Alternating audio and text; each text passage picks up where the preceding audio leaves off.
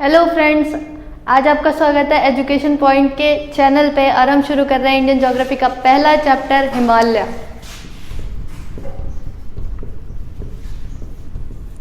हिमालय क्या है? हिमालय एक फोल्डिंग माउंटेन है। फोल्डिंग माउंटेन कहते हैं वलित पर्वत को जो बनते हैं दो प्लेटों के टकराने से या दो प्लेटों के कॉलिजन से। इनकी जो उत्पत्ति हुई वो लगभग 120 मिलियन साल पहले बनने ये शुरू हुए। ठीक है, इनकी सबसे ऊंची चोटी है माउंट एवरेस्ट। माउंट एवरेस्ट की ऊंचाई है 8,850 मीटर, जो कि पड़ती है नेपाल में। और नेपाल में माउंट एवरेस्ट को सागर माथा के नाम से जाना जाता है। इसका जो भाग चीन में पड़ता है उसे हम कहते हैं चोमोलुंगमा। हिमालय का जो विस्तार है वो जम्मू कश्मीर राज्य से लेकर अरुणाचल प्रदेश तक है। जम्मू कश्मीर के नागा पर्वत से लेकर अरुणाचल प्रदेश के नामचा बारवा पर्वत तक हिमालय फैला है और इसकी लंबाई है 2500 किलोमीटर। इसकी जो एवरेज हाइट है वो है 6100 मीटर। हिमालय के बनने के ऊपर दो थ्योरीज हैं कि इसका निर्माण कैसे हुआ। तो पहली थ्योरी है हमारी जियोसिंक्लाइन थ्योरी, जिसे हम कहते हैं भूसन्नति सिद्धांत। यह सिद्धांत दिया था 3 लोगों ने। पहले हैं प्रोफेसर वाडिया,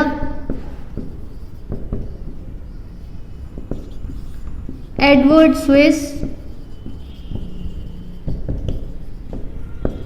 और कोबर। इन 3 लोगों ने जियोसिंक्लाइन थ्योरी के बारे में बताया और इन्होंने ये कहा कि हिमालय की जो उत्पत्ति हुई है वो टेथिस सागर के अवसादों से हुई है। टेथिस सागर के अवसादों से।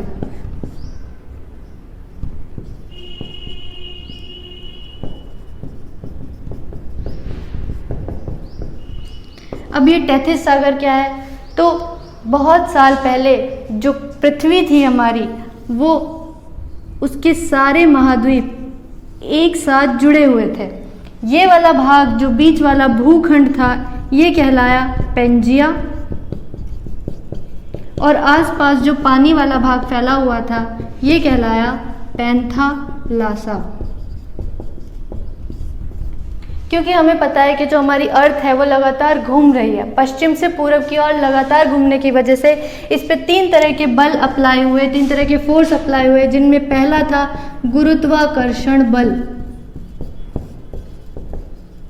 कोई भी 2 ऑब्जेक्ट्स जिनमें कुछ ना कुछ मास होता है या द्रव्यमान होता है, उनके बीच लगने वाले आकर्षण बल को कहते हैं गुरुत्वाकर्षण बल। जैसे कि हम कोई भी चीज़ ऊपर फेंकते हैं तो वो हमें वापस पृथ्वी की ओर आती हुई दिखती है, वही हमारा कहलाता है गुरुत्वाकर्षण बल। दूसरा है आपका उत्प्लावन बल। उत्प्लावन बल तब लगता है जब भी कोई वस्तु पानी में तैर रही होती है, तो उस पे लगने वाले बल को हम कहते हैं उत्प्लावन बल। क्योंकि ये जो भूमि का भाग था ये एक पानी वाले भाग के ऊपर तैर रहा था, तो यहाँ पे अप्लाई हुआ उत्प्लावन बल। तीसरा था हमारा ज्वारीय बल। ज्वारीय बल लगता है सूर्य और चंद्रमा के बीच के आकर्षण बल को हम कहते हैं ज्वारीय बल। तो ये ज्वारीय बल भी लग रहा था यहाँ पर। इन तीनों बल के लगने की वजह से ये जो हमारा बीच वाला भाग था पेंजिया जिसे हम कह रहे थे, ये 2 भागों में टूट गया। कौन कौन से थे वो 2 भाग?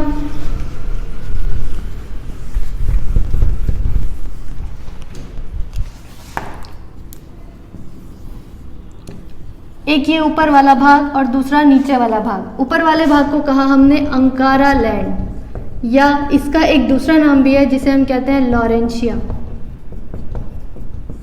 और नीचे वाला भाग कहलाया गोंडवाना लैंड।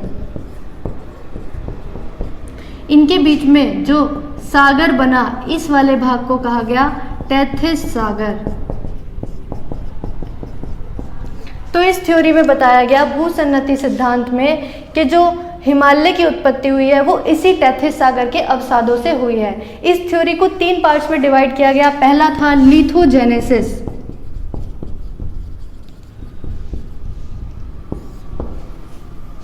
लिथोजेनेसिस कहते हैं चट्टान निर्माण प्रक्रिया को, जिसमें चट्टानों का निर्माण होना शुरू हुआ।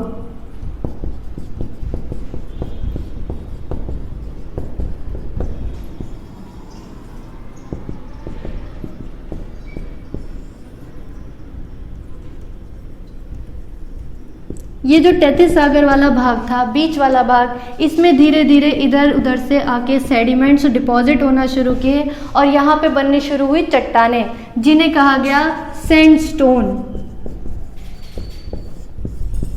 ये चट्टानें यहाँ पर बननी शुरू हुई। दूसरा इसका प्रोसेस कहलाता है टेक्टोनिज्म।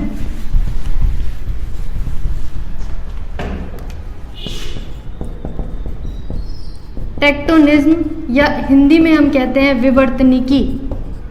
इस प्रक्रिया में क्या हुआ कि यहाँ पे जो सागर के अंदर सेडिमेंट्स डिपॉजिट होने शुरू हुए थे, तो यहाँ पे प्रेशर बढ़ने की वजह से ये वाला भाग नीचे की ओर धंसना शुरू हुआ, नीचे की ओर जाना शुरू हुआ।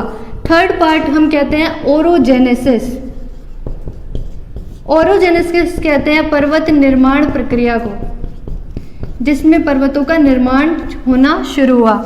ये वाला भाग जब सेडिमेंट्स के भर जाने की वजह से नीचे जाना स्टार्ट हुआ, तो ये जो इस साइड वाला भाग था, इसको कहते हैं फोरलैंड या अग्रभूमि।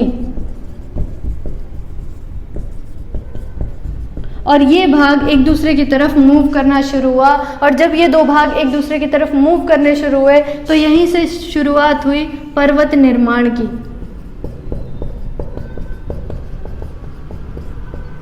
यही हमें इस थ्योरी में बताया गया। लेकिन जो हम सही मानते हैं, कुछ लिमिटेशंस की वजह से इस थ्योरी को हमने फेल मान लिया, और जो हम सही मानते हैं वो हमारी दूसरी थ्योरी है, जिसको हम कहते हैं प्लेट टेक्टोनिक थ्योरी।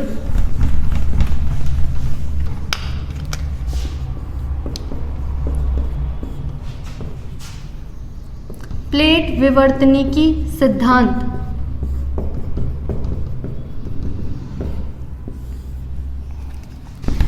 ये थ्योरी दी गई हेनरी हेज के द्वारा।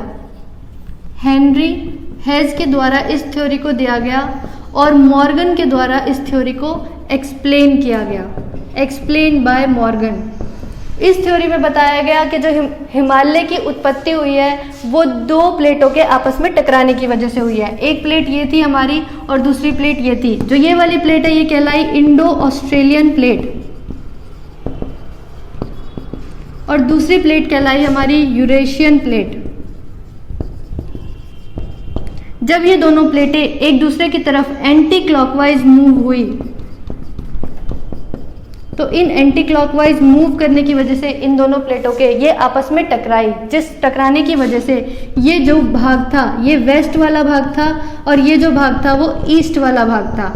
ईस्ट वाले भाग में ज़्यादा फोर्स लगने की वजह से, ज़्यादा बल लगने की वजह से, ज़्यादा प्रेशर लगने की वजह से यहाँ पे क्या हुआ, यहाँ के पर्वत जो बने वो ज़्यादा ऊंचे ऊंचे बन गए, क्योंकि यहाँ जो टकराव हुआ प्लेटों का वो ज़्यादा ज़ोर से हुआ। ज़्यादा फोर्स अप्लाई होने की वजह से, ज़्यादा बल लगने की वजह से यहाँ पे जो पर्वत बने वो बहुत ज़्यादा ऊंचे ऊंचे बने। इसीलिए जो हिमालय का हमारा पूर्वी भाग है वो ज़्यादा ऊँचा है। हिमालय का पूर्वी भाग ज़्यादा ऊंचा होने का कारण यही है क्योंकि इन दोनों प्लेट के बीच में जो गैप था वो यहाँ पर कम था इनके पश्चिमी भाग में, और पूर्वी भाग में गैप ज़्यादा होने की वजह से यहाँ पे जो फोर्स अप्लाई हुआ और प्रेशर अप्लाई हुआ वो ज़्यादा हुआ, जिसकी वजह से यहाँ के पर्वत ज़्यादा ऊंचे ऊंचे हो गए।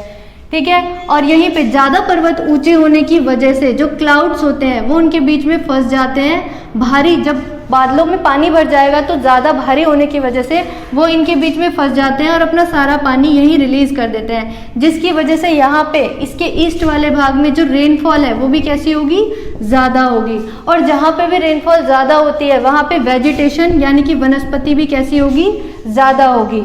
जब वेजिटेशन ज़्यादा होगी तो यहाँ पे जो जानवर हैं, जो जीव जंतु हैं वो भी कैसे होंगे, ज़्यादा पाए जाएंगे। अलग अलग प्रकार की स्पीशीज पाई जाएंगी। इन सब को मिला के अगर हम देखें तो बनती है जैव विविधता, बायोडाइवर्सिटी। भारत की दूसरे नंबर की जैव विविधता पहले नंबर पे आता है हमारा केरल का साइलेंट वैली, जहाँ पे सबसे ज़्यादा जैव विविधता पाई जाती है। और दूसरा है हमारा जो सुंदरवन वाला क्षेत्र है, हिमालय वाला, यहीं पे जैव विविधता सेकेंड नंबर पे आपको देखने को मिलती है। Thank you.